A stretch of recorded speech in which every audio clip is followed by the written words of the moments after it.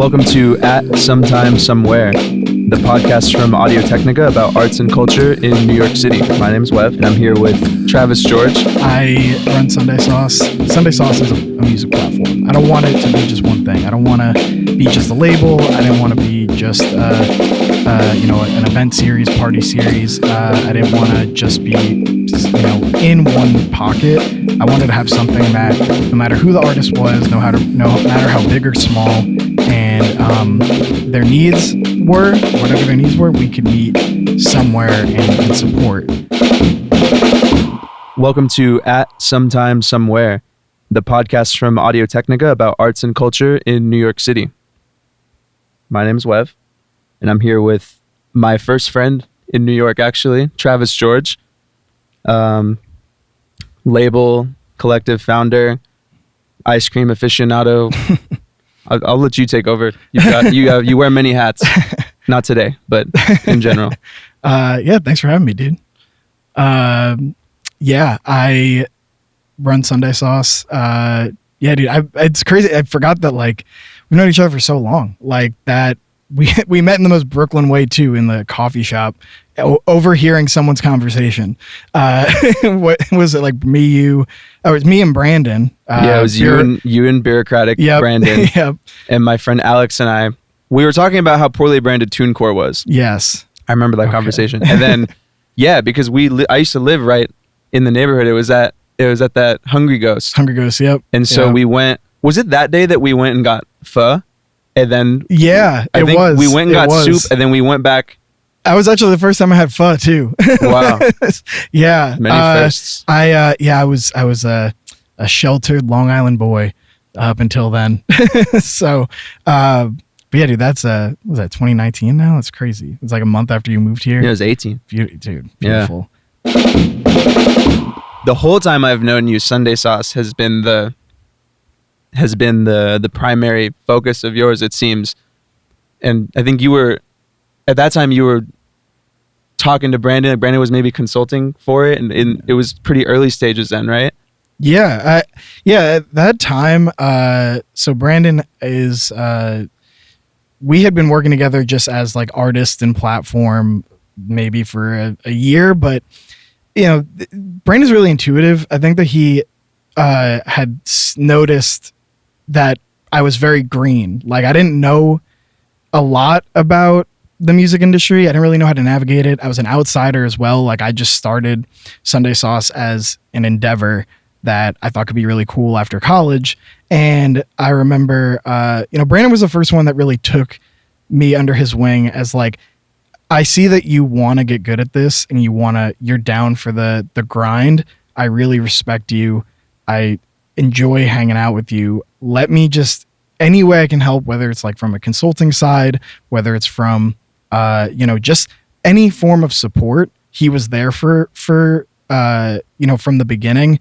I even had mentioned, I think at one of the last events we had done, he was playing bass, and I would just kind of gave him a little shout out because he was the first dude in this completely empty ocean of support that he was I see something in you. I don't know what it is, but I want to help and figure this thing out because I think this brand has a lot of potential.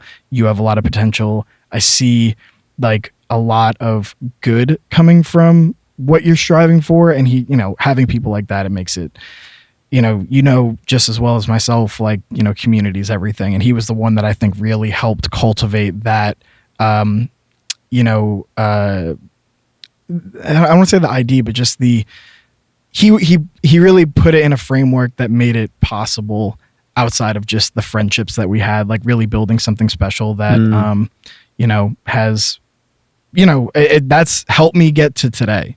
So he's the man. He is the man.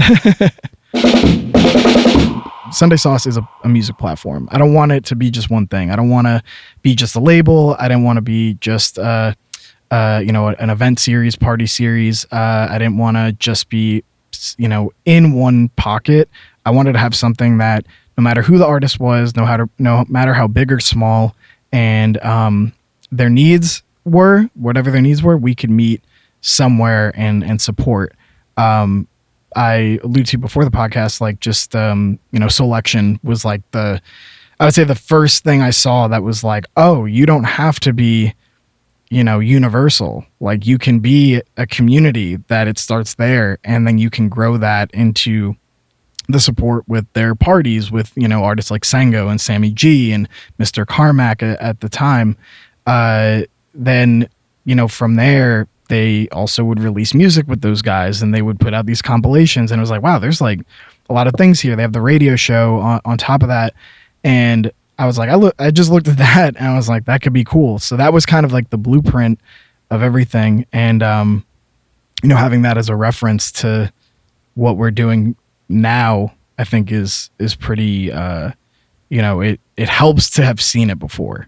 You know what I mean? Like it helps to have seen that there's a thing that has existed, and you can, put your own kind of spin on, something else that is, you admire as well. And that's what it felt like to me from, an outside perspective, even then, was that Selection was this reference, but you saw things as an outsider to the music industry that you felt could be better. And I remember the way that you talked about it, even then, this is like 2018, which I think that was only 1 or 2 years into Sundae Sauce's existence. Even not even 2, yeah. You saw things about, more broadly, how music was functioning in the city, on the internet and the kind of confluence there, but also looking at a similar platform that resonated with you, Selection, and seeing things that you felt you could do better or ultimately make a better experience around the artistry and the support. Yeah, I mean, I think, I would just say, like, I think that what Selection has done is amazing. Like, I'm not looking at them as like, oh, I can improve upon what they've built, but more the granular side of like the music industry. I think at that time too, like the only thing I knew about the music industry when I first started was that it is not a good place. That is all I knew. I didn't know anything else. This is all I would hear. Like, there'd be people every month, there'd be someone who's not getting paid by their label, or they, don't own the rights to their music. And I don't even know what any of that means really in college. I don't know what that means. It's just like, doesn't sound good the way they're talking about it. So I remember early, I just told myself that I don't know what I'm doing. And I think being honest with yourself in that sense of like, that's okay. That is so okay to not know what you're doing, but to want to figure out what this puzzle is and being down for that, that journey. But on top of that, if this is a thing that is constant of like, people do not like labels, or they don't like, just the lack of trust that exists amongst everyone, I think is in the industry. It's like, you just got to put your head down and be humble and show humility, work hard, be kind, do all those like intangible things. That will get you to a place where, people they give you more slack. They'll give you more, opportunities because they see that you're working hard. And like, I remember, to bring it back to what we talked about with Brandon, like that was something he said to me very early on. He was like, you may not nail it now. What I think we were talking about parlor performances at the time was like, you may not nail it now, but if you treat people and like roll out the red carpet for them every time, you have them for an event or a series, whatever it is, they'll remember that. And in 4 or 5 years, if you guys blow up, they're going to remember how you made them feel. And I think that was the thing for me early on. Like I being genuine in the music industry will get you farther than anything else. Being genuine in general, gets you farther. Just on a kindness and hard foundation. Work will never fail. It is being true. Like, I think the other thing is like in music, you deal with a lot of egos, and that's not. I understand like being in the position I'm in. I understand like where a lot of it comes from, and it's not all bad.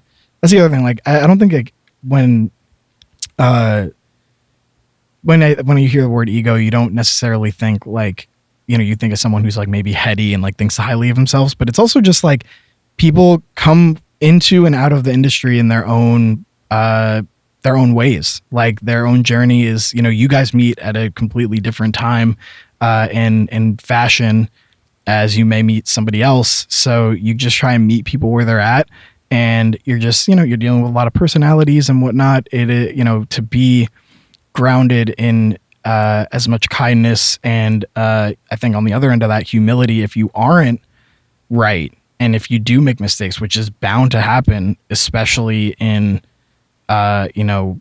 this music industry that's changing every day, like you need to have that slack for one another. And if you can just always be moving forward, always being productive, that's like, that's huge. I think that's something, and I believe you've said this, I don't remember where or which interview it was, but you've always been really good at that, understanding that it's not if you're going to make a mistake, it's when. Yeah. When especially if you're doing something new, you don't have that experience, you don't have the education or the immediate network, you're going to make mistakes. Even if you have those things, you're going to make mistakes. And the mistakes are crucial because they help you reorient, and they teach you, assuming you're open to receiving it, very valuable lessons that will take you much further. Yeah, I mean, I think, I forget who said it now, but it's just like, who are we if we aren't, if we all agree? Like, if we all agree on everything, what's there to learn? And I think that's kind of where a lot of I love those moments, although they can be very frustrating, and a lot of it is very stressful because you're dealing with there's a lot to manage on, I think, just the emotional side more than anything. But if you guys always agree, there's not anything to learn, and if there's nothing to learn, what progress is there going to be made? And I kind of look at a lot of the developing artists that I've worked with where, I mean, it's never been straightforward. It's never been, oh yeah, we're going to like put the song out and this is what's going to happen. It's like, no, things go well, and then the next single doesn't do as well. And it's like, okay, what was the disconnect? And then you go and you lean into some strengths, you eliminate some other stuff. Like you have to be, it's kind of the evolving student, everlasting student, that idea. It's like you have to be in that mindset all the time, I think, to, make it, I think, just more than anything, emotionally in this space. Like, it's hard. It's really hard. I think you've always been very successful at community building and really fostering that. And I can speak as someone who was in, these early Parlor performances in the first couple of years of this, and the community of people there that have stayed 10 toes, lingered. We're, 6 years later from then. Yeah. And the community fabric of Sundae Sauuce was always so strong because you placed such a great emphasis on that and on those people. Yeah, I think there's especially then, it's hard to quantify like mood.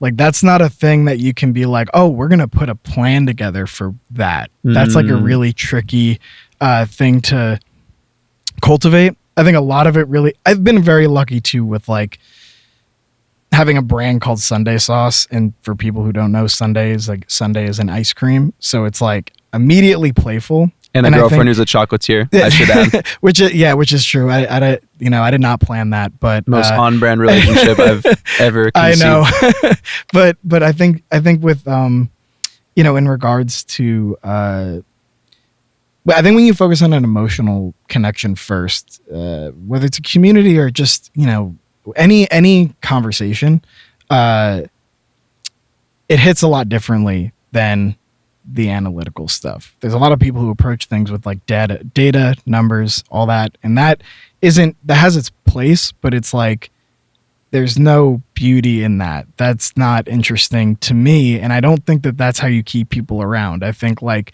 it's a great example of like, especially in music, is you go to a concert and there's 800 people there, but none of them are having fun.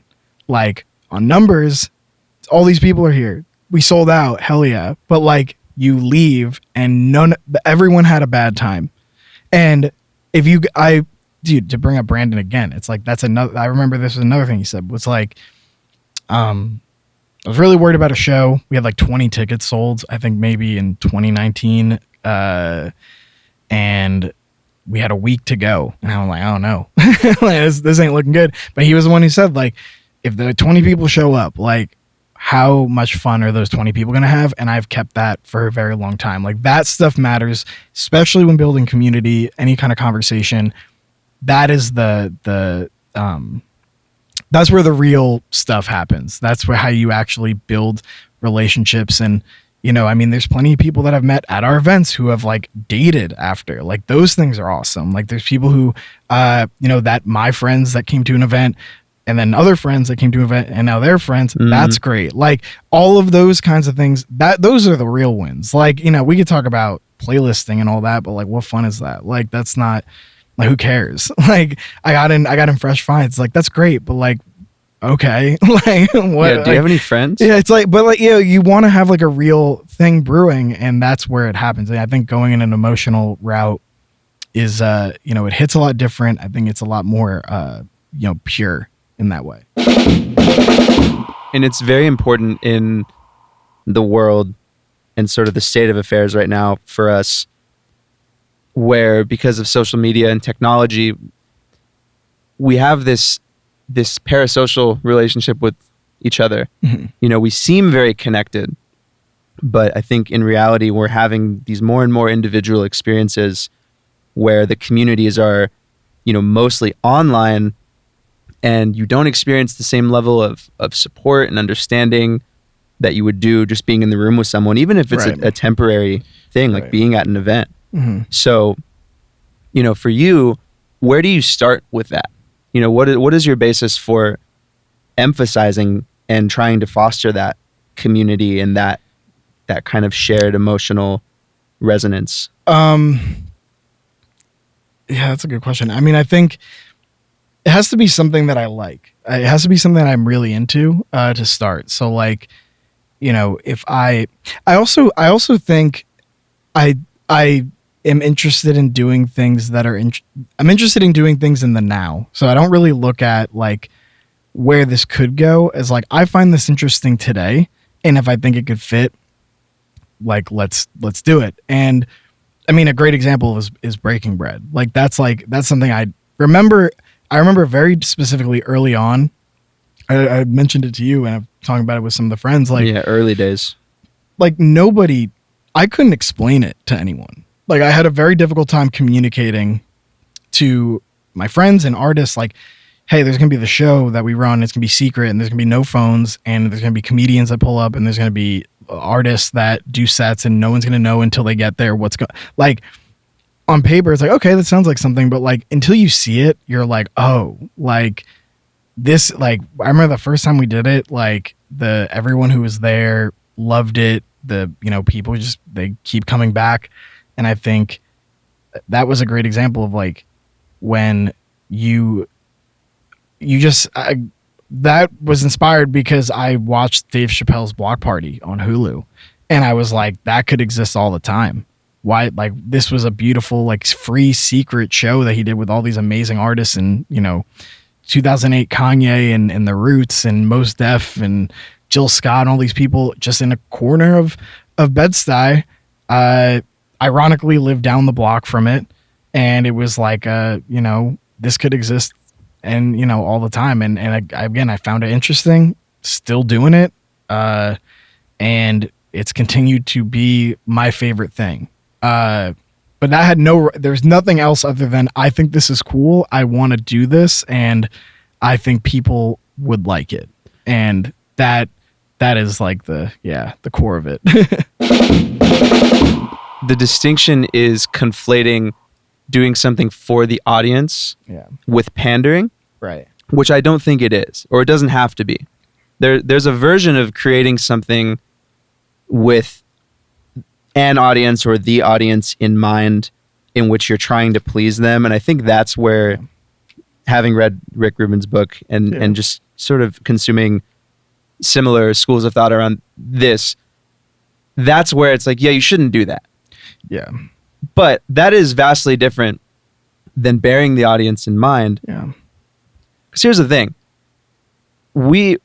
whether we like it or not, we are in a shared collective experience. Mhm. Our individual experience is implicitly part of a larger collective experience. So nothing is truly for us anyway.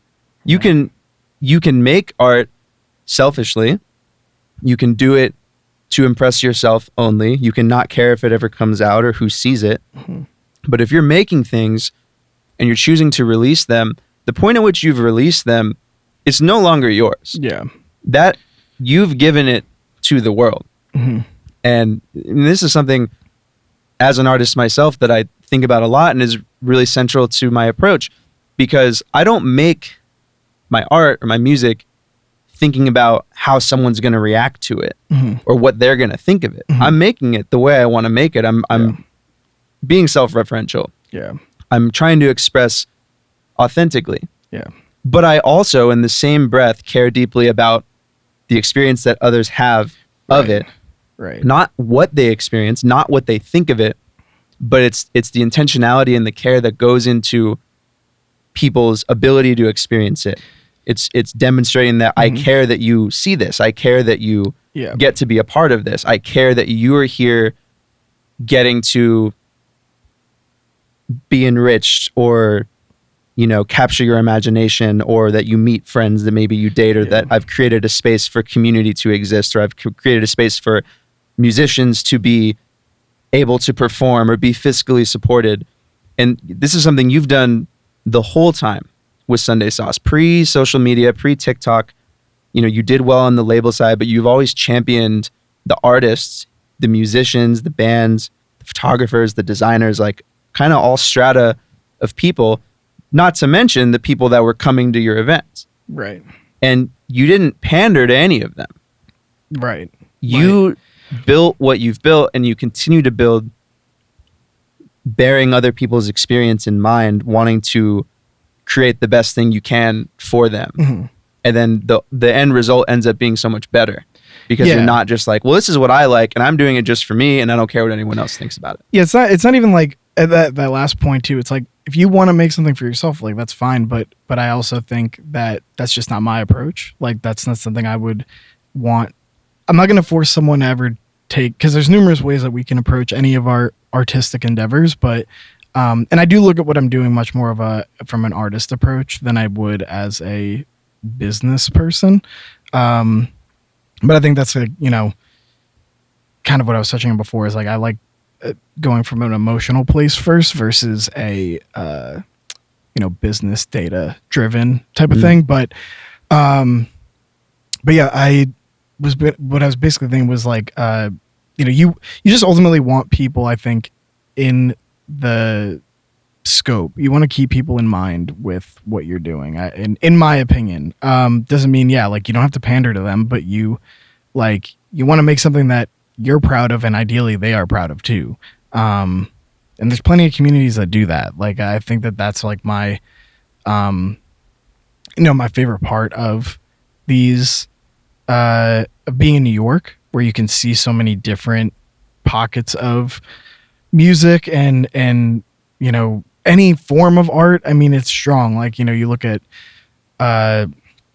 dance, you look at stand-up, you look at painters and sculptors, things like that. Like New York is heavy on a lot of areas, like fashion, like all everything. And you can constantly be inspired, but you can also constantly look at how can I bring these things under one roof, which is what you were saying before, of like having the band, like having these comedians for like Breaking Bread, these musicians, like all these people that they're a part of this too. Like they are all a consideration, and there are reasons why I will pay more for not only pay people well, but also pay more than what I should, because I know that there's a greater purpose of all of you being here than, oh yeah, we throw an event. It's like anyone could throw an event, but like, people leave going like, oh, that's cool. That's different. That's a different mindset.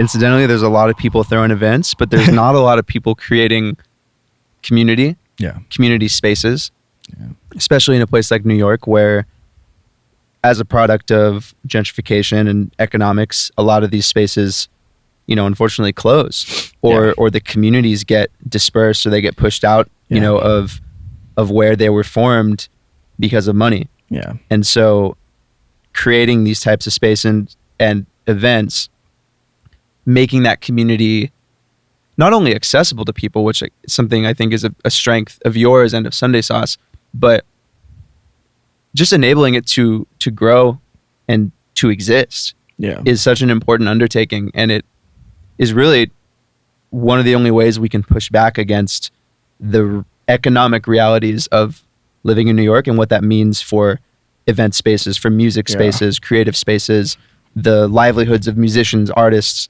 Yeah. There's the AI thing. The further down this road you get, you really understand that.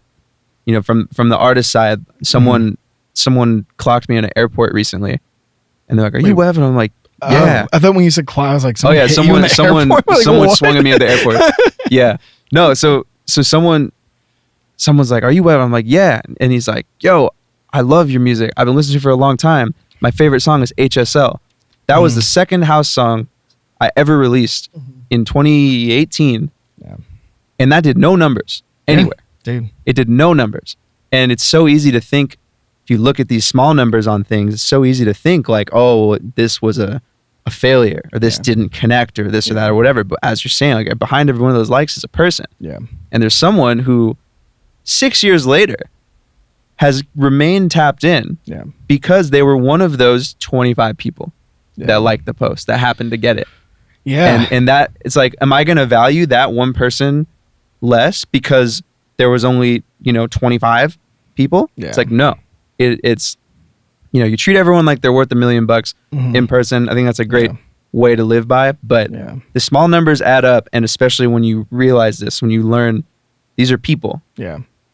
And people make up the basis of everything we're doing, in these platforms, these events, music, whatever it may be. So it's the same level of consistency and care and sweat equity should apply, whether or not, if it's going viral, great. If it's not, doesn't really matter. It really doesn't. And I think also off that is like Felix Ames. I was in a rehearsal with him recently, and we were just talking about similar stuff. He was just like, his approach has been a fan a day.